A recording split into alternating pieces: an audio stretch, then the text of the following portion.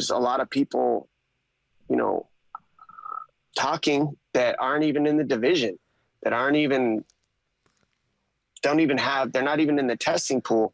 And when some of those people come back, if they actually make it through the testing pool, rematches can happen for me. I like that. You know, there's a lot of opportunities here. Are you referring to Henry Cejudo? I'm referring to, you know, anybody who's in that position, who's been out, that comes back. That, you know, Henry is the one right now that I would love a rematch with because of the way that the last fight went. But, you know, he's jockeying for his position at the top too, similar to what Dillashaw's doing. And you notice the way they work Dillashaw. Why wouldn't they work Henry in a similar way? It wouldn't surprise me, you know, because he retired, stayed safe, got out of the testing pool, you know, and now he gets to come back and just jump right in. So hopefully maybe they'll give me him to welcome him back to the division, and I get to smash him around the cage, and then that would be great. God, Dominick snooze, man. Can I give you guys? There's nobody. It's funny to me. I don't even get offended, man. It's funny to me. You know, if I can get out of the testing pool, come on, man. I've been tested by USADA since I was a 17-year-old kid, almost 20 years in the damn business, man. Like, you know what I'm saying? That's stupid. This is how Dominick snooze. This is how Floyd Mayweather sued Manny Pacquiao for defamation of character, man. So you and that ugly ass Cheeto Vera, be careful with what you guys say, man. You know what I'm saying? But I'm honored that you guys think I'm on some of that TJ Epo Shaw juice. You know, I'm flattered, man. That's hard work, dedication, determination. The Olympic champ, the flyweight champ, the bantamweight champion of the world. That's absolutely ridiculous. But I'm kind of honored that they think like that, Schmo. Well, Triple C, the Schmo was going to say, TJ Dillashaw, he's out of competition for 2 years because of the suspension. He goes right back to the top to face a Corey Sandhagen. No tune-up fight. You going out of USADA for the retirement purposes, coming back in, already tested twice. Why can't you go to the top? You don't need no tune-up fight. That's the Schmo promoting you. What do you think about that? No, of course, man. Dominick snooze. He had his opportunity. He couldn't make it past 2 rounds. I mean, it was ridiculous, man. I got rid of him. This is why I dedicated Technique of the Week, and I got over 130,000 views off of it, because it shows that not only did I knock him out diverse with my knee, but also just I knocked him out so much. I mean, I hurt him so bad, Schmo, that I literally woke him up. So Dominick snooze. Getting back in the line, I gave you an opportunity the first time. You couldn't get it done. You couldn't last no more than 2 rounds, dude. I want somebody that's capable of at least lasting another round with me. Well, the Schmo and Helen Yee, we saw him last month over at Steel MMA in San Diego, California. Watched him training. He's right in the thick of things. The things he just recorded right there on the MMA Hour, he said to Helen Yee, he said to the Schmo. So we understand he wants that rematch. But Triple C, man, how is things going with the road back to the comeback? How's the training going, Triple C? You in there every single day? Let me tell you something, brother. Oh, yeah. I'm feeling good, Schmo. I'm feeling so good, bro. Like I'm training every single day. I'm right now. There's a process to my madness. Like right now, I'm really kind of brushing up my biomechanics, like push-ups, pull-ups. I'm hitting the bag every single day. Like I'm doing the essentials in preparation for this next month to come up. So this whole last month, I just dedicated myself to like doing a lot of like therapeutical type workouts, getting my back strong, my neck strong, my legs, a lot of plyos. You know what I mean? A lot of stretching or whatnot. So next month, I got my training partner coming down from Brazil. No chance, Jose Maria, who's going to be living with me full time, training me, feeding me, stretching me. Stretching you. I mean, I'm, you know what I mean? When I do things, Schmo, you know me, Schmo, I go at 100. This is the reason why these dudes cannot catch up, because I'm a dedicated human. And like I said, man, I'm honored that people think this twist is still a natural. You back over at Neuroforce 1 getting that VO2 max index? You getting the vertical jump? You doing those initial testing yet, or is this too soon? It's still a little too soon. I think in 1 more month, Schmo, I'm gonna start going to Neuroforce 1 and getting all that stuff kind of in preparation, because more than likely I'll be fighting towards the end of the year. And I'm looking forward to a Schmo. Like, I'm gonna be prepared. You guys are gonna see the best version of Triple C, and I'm reclaiming my crown once again, man. You know what I mean? Because these dudes absolutely make me sick. There it is. And with that said, welcome back to the Triple C and Schmo Show Memorial Day Weekend Edition. Nice glasses, by the way. America. He's the double champ, the Olympic champ, my partner, the king of cringe, humble Henry Cejudo. What's up, Schmo? Let's get this ball rolling because time is money and money is time. And the Schmo's going to start off with the gold medal moment. The other night, there it was, Gervonta Tank Davis knocks out Rolando Romero. The Schmo got it wrong. We were texting you before the fight. We thought Rolly was going to shock the world, knock the guy out, but it didn't end up happening. What's your overall reaction? We know you ordered the fight. Well, first of all, I'm kind of pissed that I paid $80 for that damn fight. Second of all, I told you Tank Davis was going to beat him, and I know you're going for Rolly. I just thought that fight, I thought Rolly went out. I thought, honestly, I'll be honest with you, I thought it was a boring fight, but I thought Rolly was winning the majority of them rounds. I really did. Boring fight? I thought it was boring, Schmo. There was a lot of dancing. There wasn't real combinations. There wasn't, they weren't really boxing. There was too much feel for going into half of the fight. And then, it was a chess match. Not really, Schmo. Not really, man. They're not really, because Rolly was making a lot of mistakes and Tank wasn't capitalizing on it. He was lunging in. He was overreacting to Tank's fakes, and Tank wasn't kind of blasting through. You tend to wonder if he doesn't catch him with that nice, was it right hook or left hook that he caught him with? I think it was a right hook. Left. You sure? Okay, left to hook. Stop him and to knock him down in the 6th, it was the left. Yeah, it was a left hook. If he didn't do that, I wonder if this would be another just a dragged out, 12-round fight that just, I don't know. I'm gonna think twice about ordering a freaking boxing fight, man, because it's not like the UFC, Schmo. Boxing does not deliver like the UFC. But that being said, I thought Rolly was too linear with the striking, and he didn't necessarily know how to cut the ring with Tank Davis. You know what I'm saying? People are going to say, oh, casuals, dude. I boxed before. I boxed and I sparred against some of the best guys in the world. I understand the game. Everything has to do with position. So anybody that calls me a casual, man, as a matter of fact, I was undefeated in the sport of amateur boxing. Look it up. Copper Gloves champ out here in AZ. Beat the Golden Gloves champ. I know what I'm talking about. Anyways, that's my 2 cents, Schmo. What was your take? And Triple C worked with a young David Benavidez, who was also very impressive over in Arizona the other week. What's the Schmo's take on this? The Schmo had Rolly winning, but if Rolly was going to win, it was going to be a knockout within the first 2 rounds. Obviously, when this thing went out, it didn't happen. Tank's got a more technical skill set as a boxer, and he capitalized on Rolly's mistake. Like you, Triple C, I thought Rolly was outboxing him. I saw the human chess match. They were going back and forth. Rolly's got the power. Tank's got the experience. And listen, he sat back. Rolly went and lunged forward, and he got caught with the left. That's why he went face first into the ropes. He completely capitalized on it. And Gervonta Davis, man, he withstood some shots. He showed a lot in there. He showed that he could take the power, but most importantly, can give the power. No questions at that. If you were questionable if he's a top 10 pound-for-pound boxer before this, no questions now. This weight division, this lightweight division that's loaded. When you got the Tank Davises, you got the Devin Hades, you got the Cambosas, you got the Lomachenko's, you got the Teofimo Lopez's, you got the Ryan Garcias. It is such a loaded division of boxing, and Tank Davis cementing himself right there at the top with the WBA and still championship. Yeah, of course. But then I go back and I look at the history of that weight class. You know what I mean? Look at Morales, Barrera, and how these guys fought everybody. How Manny Pacquiao fought Marquez, Barrera, Eric Morales. You know what I'm saying? Like, I don't see that with these guys, and that's kind of what frustrates me with the sport of boxing. I think Tank Davis needs to fight another big name dude, like a guy that another guy's. I think he needs to fight the winner out of Cambosis and David Haney, and I think Ryan Garcia really has to earn his spot, dude, for a world title, to fight for a world title.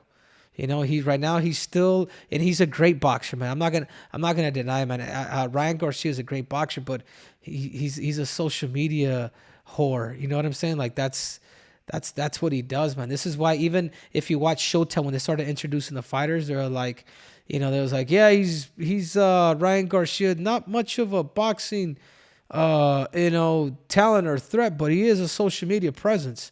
Like, you know what I mean? You don't want those type of compliments. Ryan Garcia's going to have to step it up, man, and fight somebody big. But he also has to earn his name to be able to get to a Tank Davis or to a David Haney or to a Kambosos.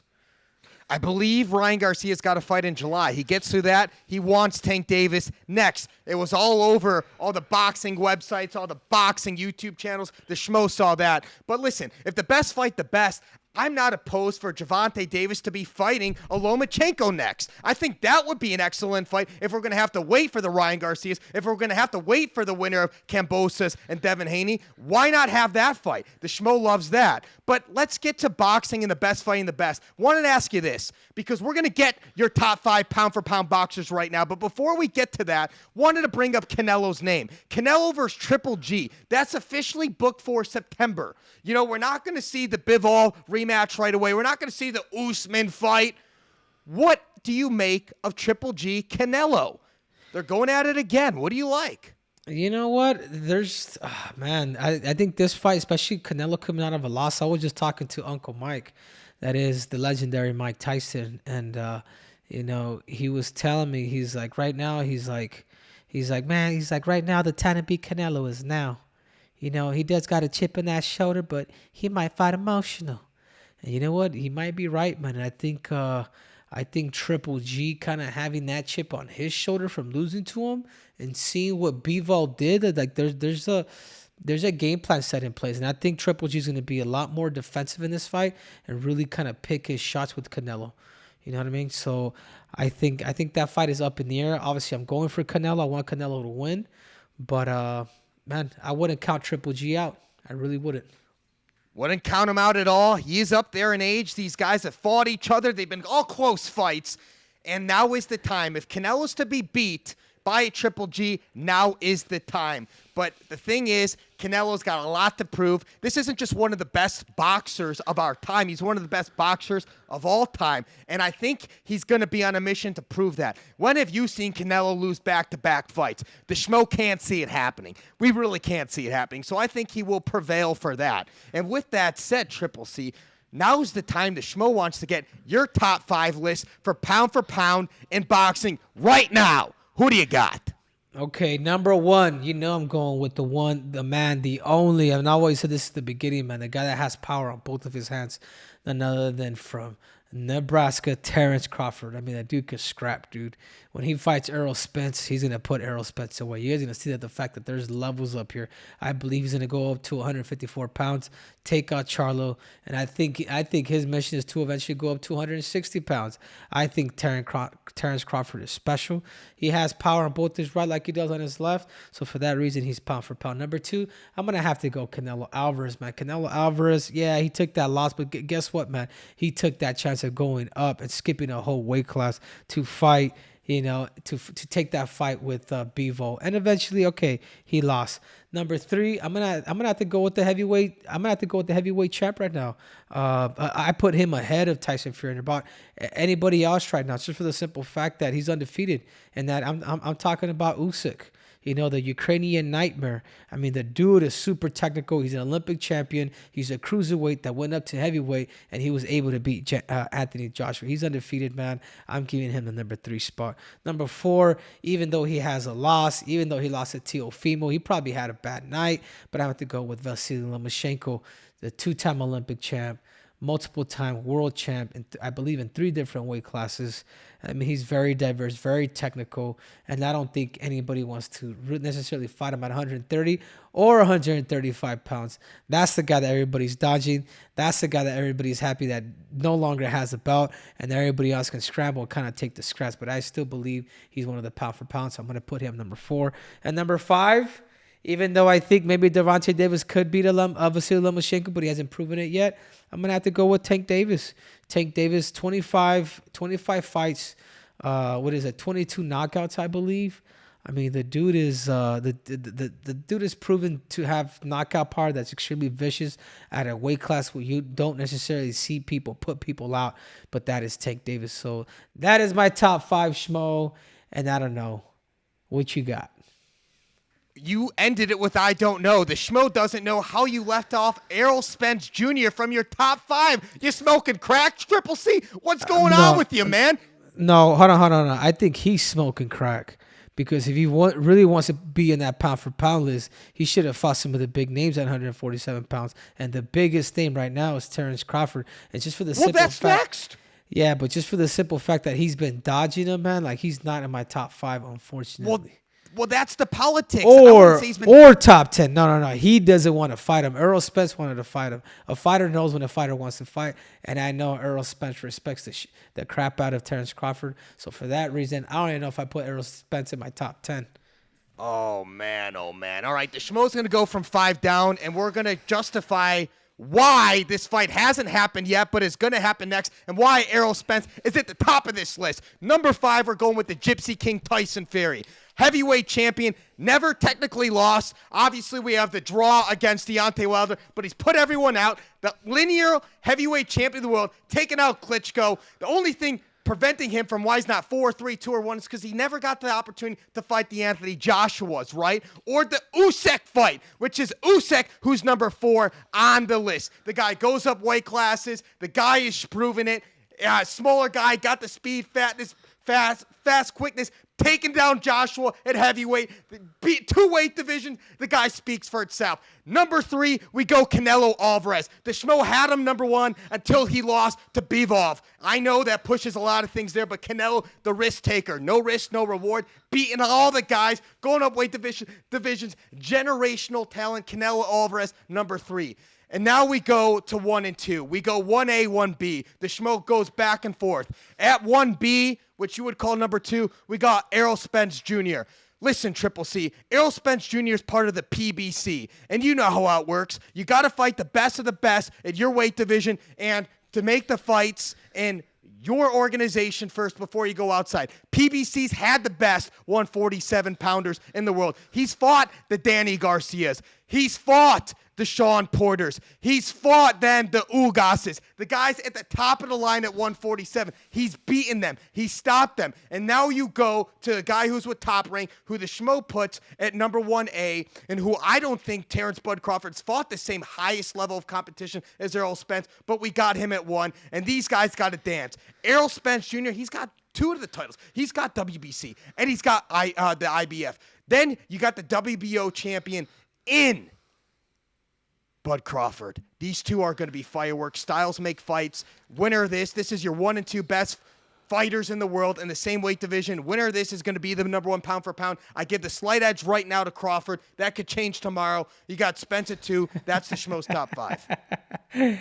That's not bad, Schmo. I like your list, but I don't agree with you on Errol Spence, man. I really don't. I just see Crawford really hurting him, dude. Like I really do. Like we you know what? Let's do a bet on that, Schmo. How about that, man? We did a bet with the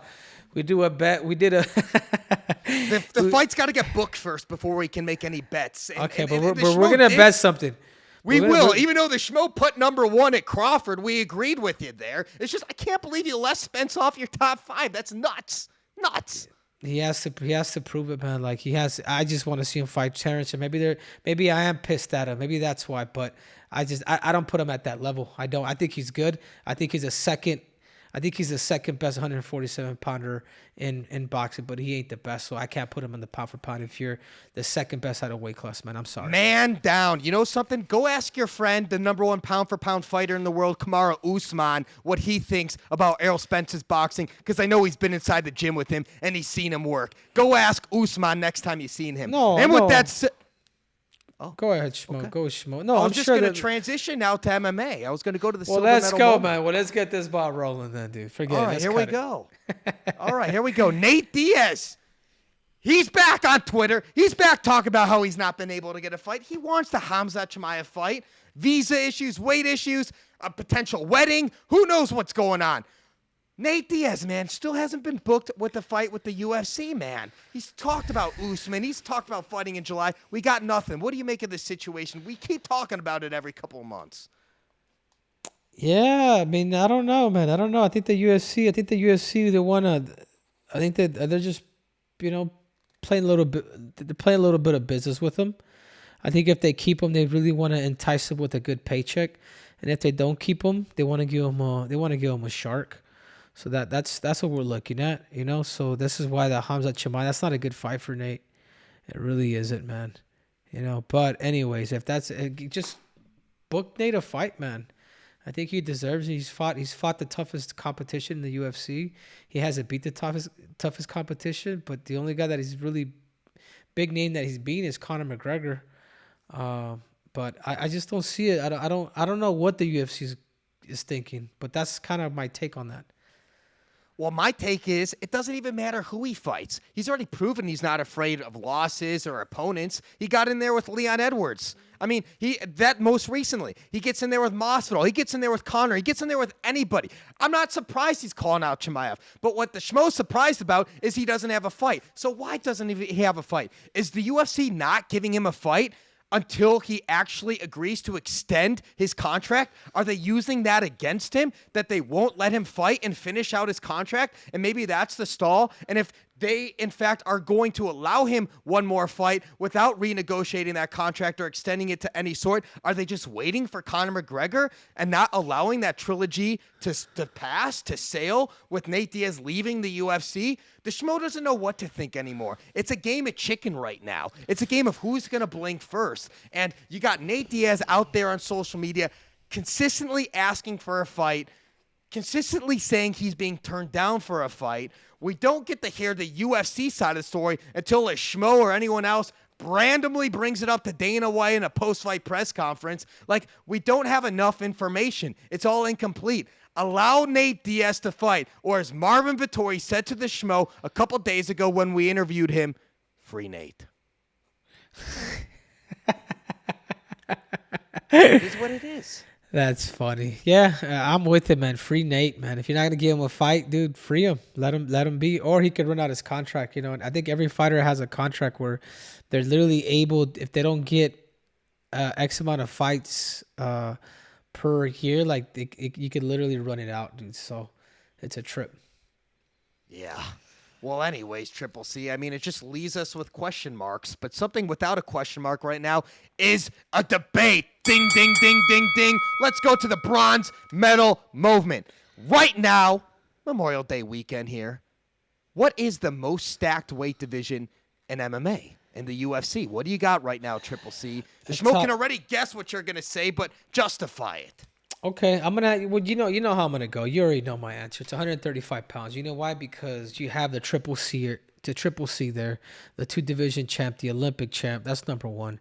Number 2, man, you got Jose Baldo, the greatest featherweight of all time, 135 pounds. You got Frankie Edgar, the guy that was a champion in 2 different weight classes, I believe. Right? He was no. Anyways, he was champion 155 pounds. You got Cody Garbrandt, who was a former champ. I mean, you got TJ Dillashaw. You got Dominick Cruz. You have all these former champions that are in this weight class, and that all formulates all that experience, man, on top of Peter Yan, Aljamain Sterling. I mean, there's like 10 world champions in that damn weight class, man, where everybody can wrestle, everybody can fight, everybody can mix it. It's not just one style that dominates all. Everybody is diverse at 135 pounds. If you really think about how stacked that weight class is, it is stacked. But they call 135 pounds murderers row. Man, I'm the one that's going to murder all these suckers. So for that reason, I'm going 135 pounds, and you cannot debate that. I know what you're going to say, 155 pounds, but let me tell you something, Schmo. Conor McGregor built that storyline. He made 155 pounds a novella. Listen, Triple C, the Schmo was actually going back and forth between 155 and 145, but because you said 155, the Schmo's going to argue it. I'm not even bringing up Conor McGregor's name. He has not won in that division since what? Barack Obama was president? Or since the Eddie Alvarez fight, Madison Square Garden? We're not talking about Conor McGregor in 155. right now, there is no champion right now in that weight division because of the whole Charles Oliveira situation. But what the Schmo can tell you, if there's so many intriguing matchups, there's so much depth in that top 15 that you got to talk about it. You got to talk about the Islam Makhachevs, the 10-fight winning streaks. You got to talk about the Beneil Dariush's 7-fight winning streaks. What we're seeing with Gamrot and Arman Sarukian? Arman Sarukian's only loss in the UFC was a short notice fight in his debut fight against Islam Makhachev. Can you imagine if we get to a position where that wrestling dominant guy fights Islam, another wrestling dominant guy? The intriguing matchups you can get at 155. You know, Michael Chandler's brought nothing but excitement. The Justin Gaethjes, the Dustin Poiriers. We're talking about just competition-wise, right there at the cream of the crop at 155. RDA, Rafael Dos Anjos, he's still got something left at the tank. There's still so much left in there at the top 15 with a mix of young talent and old talent and a lot of things to figure out. Until we see Islam fight for the title, the Schmo will argue to the death that 155 right now is the most stacked weight division in the UFC. No, it's the most popular division, Schmo. Let's not confuse popularity with the depth of technique, tactics, and you know what I'm saying? Like the sport of mixed martial arts. Not even close, man. Not even close. Like I said, man, people 155 pounds, they owe that credit to Conor. And what it's done, it's almost like 147 pounds, like Sugar Ray Leonard, man. You go back to that. These are the people that have inspired these weight classes, and that inspiration has stayed and kept there. So we can agree to disagree, but those are my 2 cents. I think if you put the top 10 against the top 10 35ers against the top 10 55ers, you'd be like, dude, Henry, you're right. You'd probably even apologize to me. Well, Triple C, the one component I did not talk about, too, is when the Schmo keeps pitching for 165 weight division, why do we do that? Because the best 155ers float to 170 and 70 to 55. The Michael Chiesas, the RDAs. You got such this imbalance of talent that go between the two weight divisions because they do need that weight division. You get a lot of talent that comes down that is fighting, that are naturally bigger guys that are dehydrating themselves at 155. It adds a lot of intrigue to the weight division, and that point can't be ignored also. Yeah, I mean, whatever, Shmuel. Like I said, man, we can agree to disagree, you know, but that's my 2 cents. It comes down to numbers. It comes down to how many former champions are in your weight class. And there's only one champion at 155 pounds, Charles Oliveira, and there's 2 interim champs, Tony Ferguson and Justin Gaethje. Who else has won a title and defended that title? I can tell you, Jose Aldo, Dominick Cruz, TJ Dillashaw, Cody Garbrandt, Triple C. You know what I'm saying? Frankie Edgar. Come on, Schmo. Come on. Add Dustin Poirier to that list of interim title champions. Yeah, interim. But these guys have never been champions. Dude, it's different when you're a champion. You defend your belt and you go through that process of experience. Has a lot to be said. I'm telling you, 135 pounds is the most technical weight class in the whole damn roster, bar none. Well, that's a fair point about the champions. And Triple C, it's not fun if the Schmo just agrees with you on everything, but wanted to pick your brain on this. Speaking of 135 pounds, AG Fight recently did an interview with your guy, Davison Figueiredo, talking about how he's upset that they're already moved quickly to make an interim title at the flyweight division. He's talking about moving up. You're talking about another champion moving up to the 135-pound weight division. What's your make if Figgy moves up to 135, which happens to be your weight division, Triple C? Oh, no. Figgy don't want to do that, man. He doesn't want the wrath of Triple C. But not really, Schmo. Not really, Schmo. I've actually encouraged Davis to eventually go up. I think he's a big boy. He'd fit into 135 pounds really good.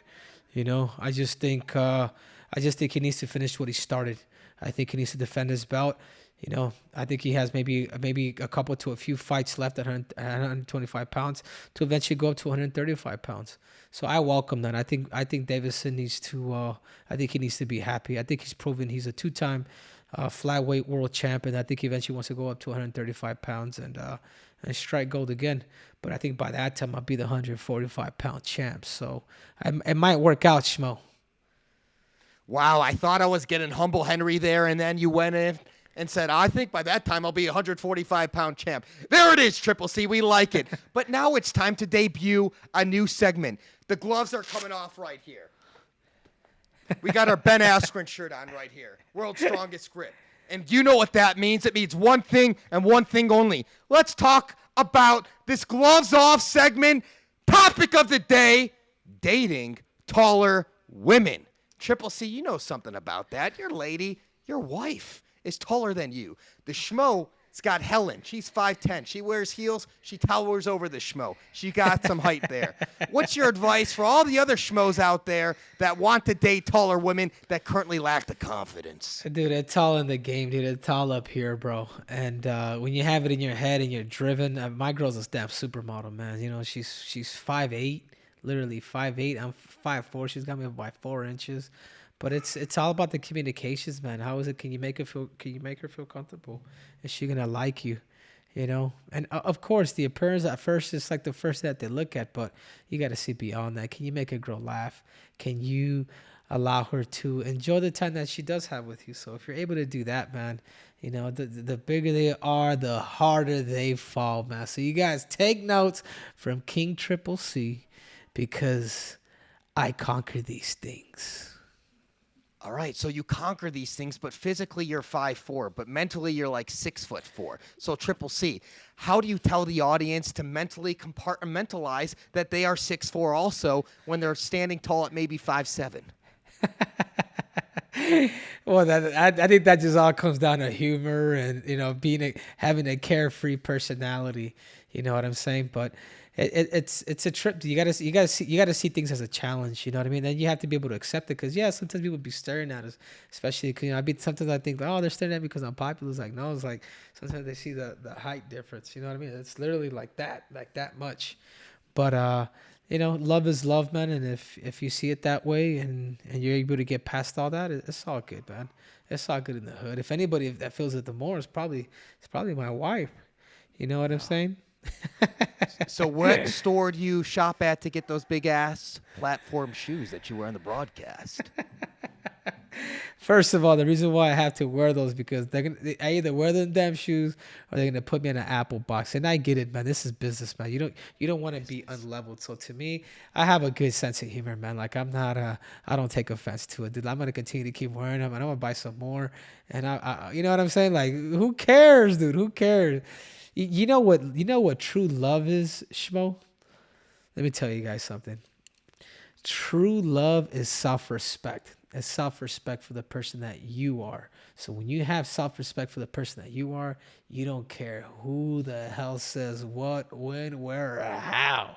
So I think that's the reason why I'm able to kind of enjoy the character, enjoy who I am, you know, and just grow with the flow, dude. So that's Humble Henry for you guys. So I hope you guys take those comments that I just said, because lightning doesn't strike twice. And he took off the glasses for those. You know he means well. The who cares least holds all the power. We love it, Triple C. Great words of wisdom for all the millions of people watching all over the world or listening. The Shore Kings are taking over, man. The Shore Kings will rise again. Yes, except you're calling the Schmo short here, and we're just flirting with 6 foot, even though we're not 6 foot. Now let's get to this. We want to wrap things up. UFC Fight Night this upcoming weekend. There's a huge fight in the 145-pound weight division that the Schmo doesn't want to ignore. Dan Ige, your guy, you've been working with him. He also trains out of here in Extreme Couture. Great watching him fight against Movsar Evloev, who we both just saw. He was in attendance at Eagle FC 47. The Schmo saw him training over at ATT. He's 15-0. Ige's 15-5. It's a great matchup for top contenders at 145. What's your thoughts on this, Triple C? Oh, man, it's Dan 50K Ige. You could never sleep on him. If you sleep on him, you will get slept. You know, there's a reason why they call him 50K. But every Russian that comes out of Russia, especially from Makhachkala, like the southern region of Russia, they are super technical. So I think Dan knows what he has to do. Throw the kitchen sink, take risk, disturb his distance, create the fight. Because that's where Dan 50K Ige is good. So if he's able to do that, I think Dan tactically, I think Dan could beat anybody in the world.